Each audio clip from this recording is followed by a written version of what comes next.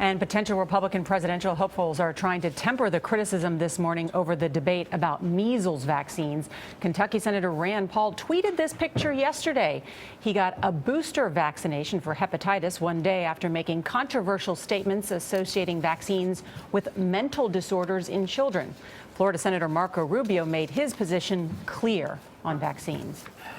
I believe that all children, as is the law in most states in this country, before they can even attend school, have to be vaccinated for a certain panel. This is the most advanced country in the world.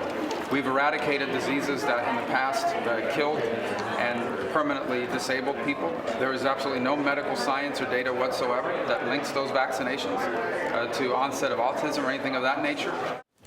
Peggy Noonan joins us. She's a CBS News contributor and columnist for the Wall Street Journal. Peggy, good morning. Good morning. Interesting to hear the debate in the Republican Party. You had most top Republican lawmakers saying yesterday, and very clearly from Senator Rubio, that vaccines work, they protect children, there's no evidence that it causes autism. And then you have Senator Rand Paul saying first on CNBC that he's seen it cause mental disorders in children, and then he has backtracked that statement. What's going on in the party? Oh, my goodness. I think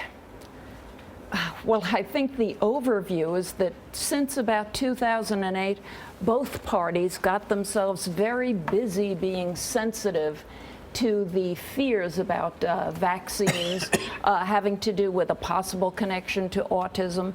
So they're being very sensitive and they're being very understanding.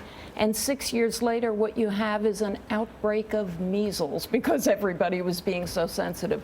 Hollywood stars were involved. Politicians who knew nothing about the science of the issue were involved. But you have the Wall Street Journal, which you write for now, really taking on Chris Christie's comments yesterday, today taking on Rand Paul, calling this the weird science of Mr. Paul and Christie's and their lack of information.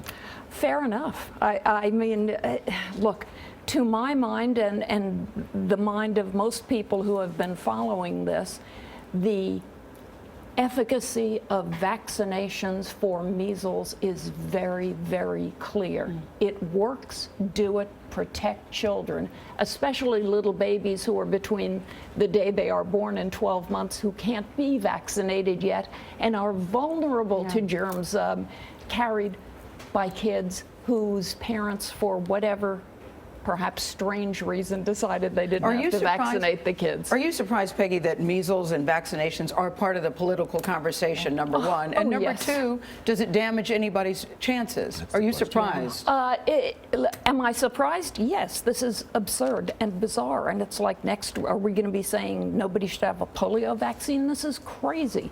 Will it hurt anybody? It's a bubble of hurt now. If everybody gets serious and says, look, stop this, vaccinate your kids, I think it'll go away. But what an odd little argument it is. All right, Peggy Noonan, thank you so much.